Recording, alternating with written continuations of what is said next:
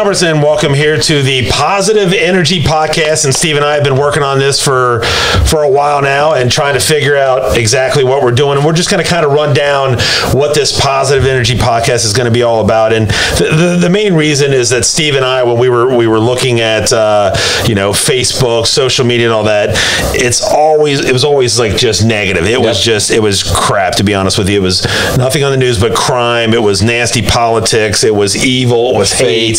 Fake, just tired. Even comments that people would make on Facebook would turn around and slam that other person, and you and I just got sick and tired. Even if we put something on sports, a positive thing about a sport, somebody's going to make a bad comment, and I'll be honest, it just got tired. And then for me, on a personal side of it is, I've had a lot of stuff, and some people might know, I've had a lot of personal things happen in my life that just kind of could wear on anybody. Basically, I had a couple failed marriages. I had to take full custody of my son who had diabetes. I lost a child. I had a horrible accident that I had to go to court. And all during that time, the only reason I made it through that was because of positive people in my life. You, Kelly Sharkey, Tom Benassi, all my friends, family. I don't want to just, but I'm sure I'm missing a lot of people that were there that helped me through my stuff. But my family and all my friends got me through because they were positive. If they were negative, I would have been down a horrible path. And so that's kind of what I want to bring to you. And then you, on the flip side, your dad and your mom, and going through all that stuff, and some of the things that you've been through too wears on you. But again, you probably agree that the people in your life that helped you get through that time. Oh, it's even to this day. So Dad's been gone 25 years, and Mom's been gone 10. But just the stories you hear from people about the impact that my parents made makes you feel good. And you have those good memories, all the positive memories, and it is tough. When you're losing parents, and people out there, I'm sure, have lost one or two or know somebody. But if it wasn't for the people you have around you that can lift you up and provide the support, you would still be down that other avenue. And this is what this is all about. Is we want to try to bring the positive energy to everybody that tired of clicking on Facebook and seeing something negative. We want to give us short stories and make it.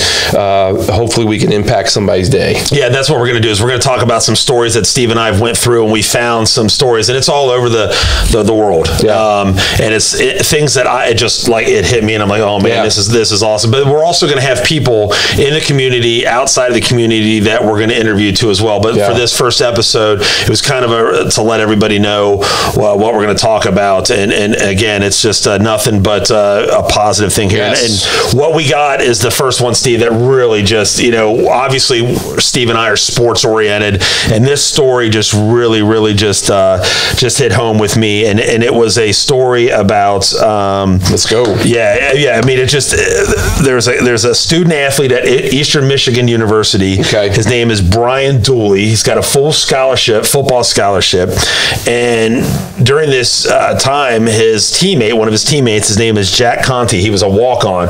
Walk-ons, they don't have a scholarship, and they have to pay their way to college. Well, he was paying $7,000 a semester to go to college. Well, you know how he was paying for that? He was selling his blood plasma. Holy cow. He was landscaping and ripping out carpet, and he did anything he would do just so he can go to school. And for his love of football. Between school and football, that takes up a ton of time, because Division I football sports is like a full-time job.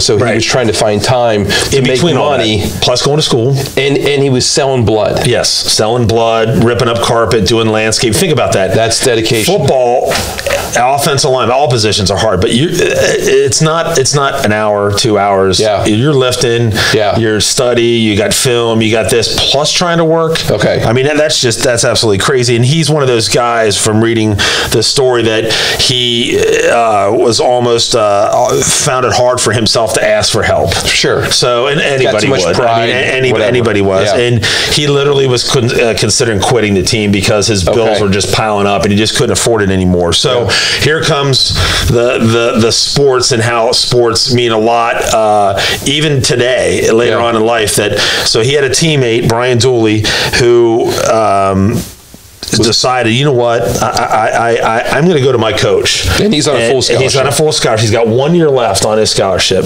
And he went over to his coach and he said, hey, coach, listen, he's my former fellow offensive lineman, and I see what he goes through every day. Yep. I want to offer my scholarship up to him. Okay. So he wanted to give his scholarship up so he can have his teammate, his brother, or whatever you want to call it, they can have his job. And the coach is like, man, I've never heard this before. I know. What a sacrifice. I don't know what, what to do. And so what they did is they had a team meeting. They're all in the room there. Yeah. And they're talking, and coach is bringing this up. He goes, hey, talking about, what it takes to be an athlete, this and that. Yes. He's like, we've got a guy on our team that's donating he's like donating plasma. He's working jobs just so he can play football with all you guys. Right. And he goes, and I had one of your teammates that came in and brought it up. And then he said, Brian Dooley, where are you? And Brian Dooley walked over and handed him an envelope and said, welcome to scholarship, and gave him the thing. And Steve, it was, God, it's chills. I know, it was, and then all the teammates surrounded him, jumping up and down. And it was just, and it just shows you what kind of a bond sports has and a teammate. So, just unbelievable that a guy like that would offer up and no selfishness whatsoever and wanted to give. The scholarships are what, $40,000? Oh, well, think about it. It's $14,000 a year, it sounds like. And so multiply that by 4. It's crazy. What a selfless thing that guy did. As they say, talk about karma and all that stuff. Good karma is going to come back to Brian Dooley. There's no question. But what a great story, and forever impacted that guy who was making sacrifices and ends meet just so he could play and go to school. Yeah, and think about that. That's what that guy was struggling. He thought there was no way out of it. Here comes a teammate, and I'm sure. It was emotional. I got emotional just watching it. And that kind of leads into our next topic, our next subject. Staying in the sports subject, is we're very close and very familiar with a guy here at Anderson Township that is the AD at Anderson High School, Chris Newton. And I'll tell you, just on an athletic side of it, knowing Chris, playing against Chris, and being around Chris, but now as the athletic director at Anderson High School is the most. We talk about positive energy. That is the most. He is the perfect example of what positive energy should be in a human being and an athletic department and anything that you want to call it. He personifies this. Talk a little bit about, I know he's had a big impact on your family. Well, he has. And, Chris Newton, and we mention him in a lot of podcasts. We talk about, greatest AD Anderson's ever had, let alone, around the city. I've known Chris, and I know this is going to sound like a roast, but, this positive energy podcast, and this right here is more about a positive impact that this guy has had, and he deserves every recognition that he could possibly get from anybody and everybody. I've known him for almost 50 years, growing up playing sports with him. Not just obviously a great person, but a great teammate, a great athlete. He went on to play baseball at UC, and his great family, his brothers and his mom and dad. He went on. He was a great teacher at Coleraine. Come to Anderson. He's completely beloved by everybody, and is a baseball coach at Anderson, and instantly made an impact on the baseball program.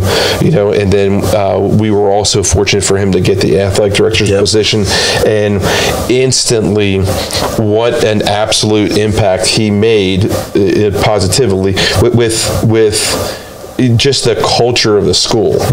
And we're talking not just sports, about other kids in the school.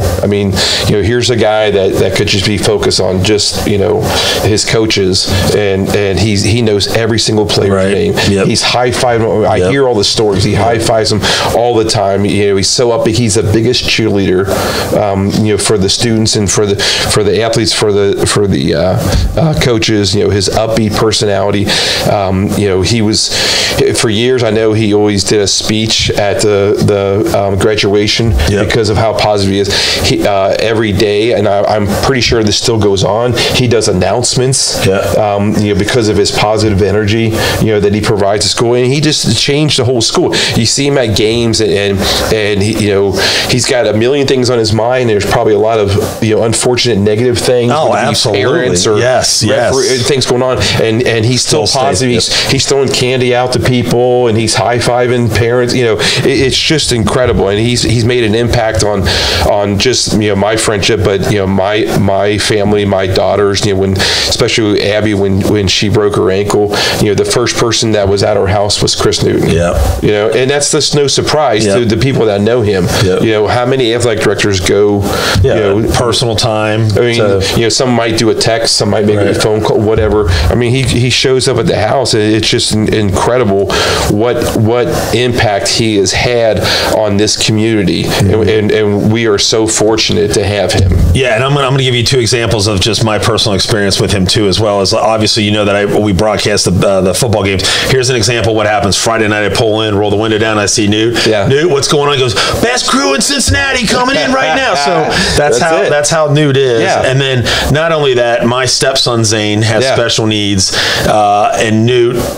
Zane wasn't an athlete, but goes out of his way with kids that are not even athletes, and that sticks out to Zane. And Zane remembers that, and Zane always tells me to say hi to Newt. Tell him I said hi because of what Newt did, and taking his time to go out of the way for not just athletes, but again, it's not just football, baseball, basketball. No. It's cross country, it's bowling, it's gymnastics, it's academic team, it's band, it's musicals. The whole school. It's not just sports related. It is his love, and I swear, if we could have everybody like a Chris Newton, we'd have the best world out there. There's no question. And all the while he's doing this, he had 4 kids go up and go through Anderson. And he's got an grandbaby now. He's got a grandbaby, an absolute wonderful wife, a supportive wife who had 4 kids, and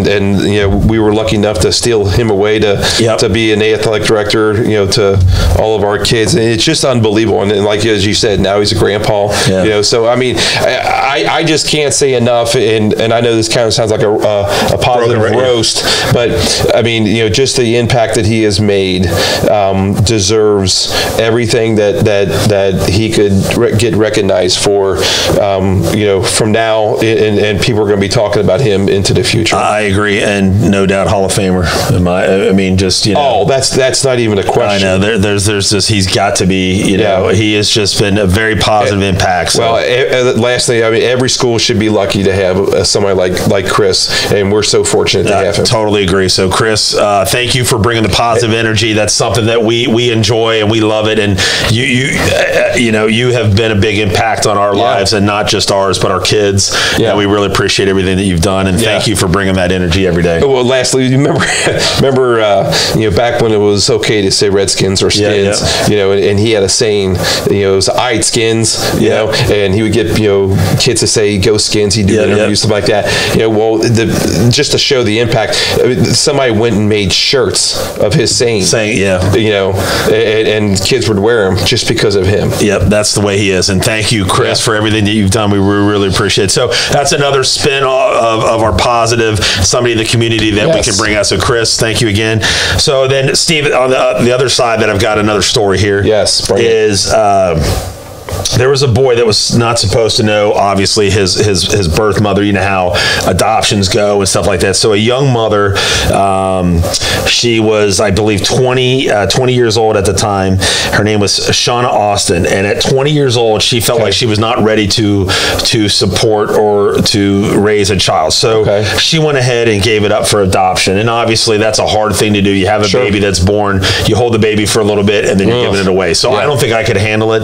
But so typically what happens in those situations is most adoptive parents that are adopting don't want to have any communication whatsoever. So that did happen for about a week, but then these parents that adopted, Jennifer and Chris Schobinger, decided, you know what, we're not doing that. We're going to have this, Shauna's going to be a part of our kids' lives. And when they're both ready, we feel like they're ready to be together, we're going to have them together. But listen to what they did, Steve. This is just absolutely incredible. And this shows the positive things in life that you need to do here.